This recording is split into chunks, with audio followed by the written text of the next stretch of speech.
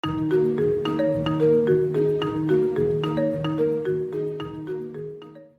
lanjutkan belajar tentang dasar pemrograman menggunakan C# pada video yang ke-11. Kita akan belajar tentang if bersarang. Kita ke VS Code-nya. Seperti sebelumnya, di dalam VS Code kita siapkan foldernya yaitu V11, kemudian kita enter. Kemudian kita akan siapkan project-nya di terminal. Kita masuk ke dalam foldernya, kemudian kita buat file project-nya. Kemudian seperti biasa kita ketik .NET New Console. Sudah selesai, projectnya sudah dibuat. Kemudian di dalam program .cs ini saya akan buat sebuah variabel nilai. Jadi nilai ini saya isi dengan 90. Nah, nilai ini akan diuji apakah nilainya itu antara 0 sampai 100. Nah, jika tidak maka dia akan nampilkan pesan. Saya akan buat if di dalam sini nilainya true. Kita akan buat pengujiannya, if nilai lebih besar sama dengan 0, kemudian n nilai lebih kecil sama dengan 100. Jadi nilainya harus antara 0 sampai 100.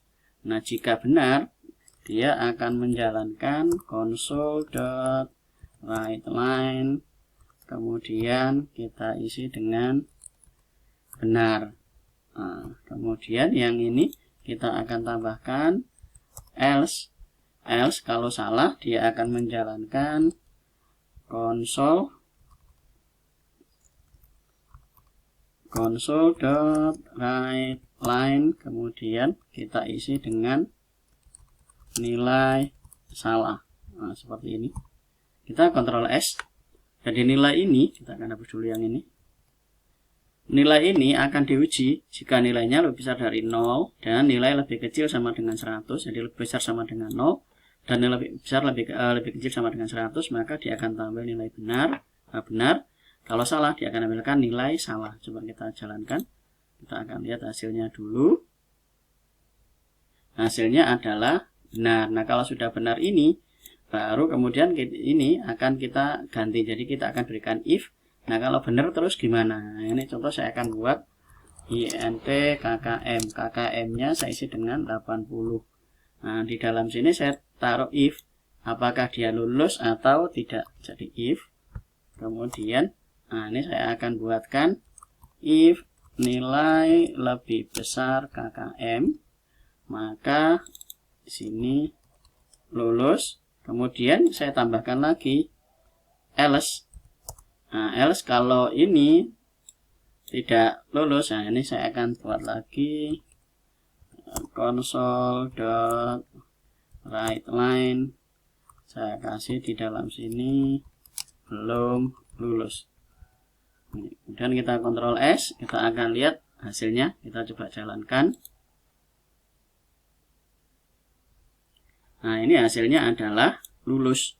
Jadi lulus karena nilainya di dalam sini kalau nilainya sudah benar, sudah lebih dari lebih dari KKM, maka dia lulus. Karena kalau misalnya nilainya ini saya isi dengan 80, kita Ctrl S, maka dia akan tampil belum lulus. Nah, belum lulus karena dia menjalankan yang else-nya ini, di bawahnya else ini. Nah, kalau nilainya ini ternyata salah, yang dimasukkan misalnya 101, kita Ctrl S, kita akan lihat hasilnya. Yang tampil adalah nilai salah. Jadi ini. Jadi ada dua pengujian. Yang pertama nilainya apakah benar atau tidak. Kalau benar dia akan masuk ke dalam blok ini. Jadi di dalam ini dia akan menguji nilainya benar atau salah di dalam sini. Nah, ini diuji.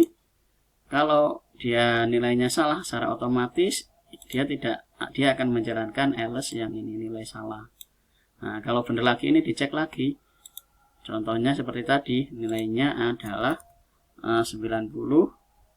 Nah, kalau 90 nanti dia akan cek apakah nilai dari KKM ya, dia akan masuk ke dalam lulus. Nah, kalau ternyata nilainya tidak lebih besar dari KKM, misalnya dia 70. Nah, 70 ini berarti nilainya memang benar, di antara 0 dan 100, jadi lebih besar dari 0 dan lebih kecil sama dengan 100, berarti dia masuk ke dalam sini. Tapi di dalam sini dia dicek lagi apakah nilainya lebih besar dari KKM atau tidak. Nah, kalau tidak berarti dia akan masuk ke dalam belum lulus. Nah, itu materi tentang if di dalam if atau if bersarang. Maksudnya if bersarang itu artinya ada if, kemudian di sini ada if. Nah, berarti if ini bersarang di dalam if ini. Jadi ada if yang di luar, kemudian ada if yang masuk. Nah, ini dia bersarang di dalam if yang ini. Jadi if bersarang. Nah, itu penjelasan dari if. Jadi ada beberapa pengujian. Pengujian yang pertama dia akan menguji apakah nilainya itu benar dulu atau salah dulu, kemudian dia diuji lagi apakah nilainya lebih besar dari KKM. Nah, itu materi tentang if bersarang. Kemudian tugas untuk if bersarang ini adalah tugasnya adalah jelaskan fungsi pengujian bersarang. Nah, fungsi pengujian bersarang itu maksudnya pengujian yang berlapis. Jadi contoh tadi diuji apakah nilainya secara nilai itu benar dulu antara 0 sampai 100 enggak, karena kalau nilainya ngawur misalnya 101, nah itu dianggap salah. Jadi salah nilainya sudah salah. Kemudian baru berikutnya baru menguji apakah dia lulus KKM atau tidak. Kalau nilai yang dimasukkan antara 0 dan 100. Nah, buat program untuk menguji kelulusan siswa dalam bentuk if bersarang. Saya akan coba berikan contoh, saya akan tambahkan nilainya di dalam contoh berikut.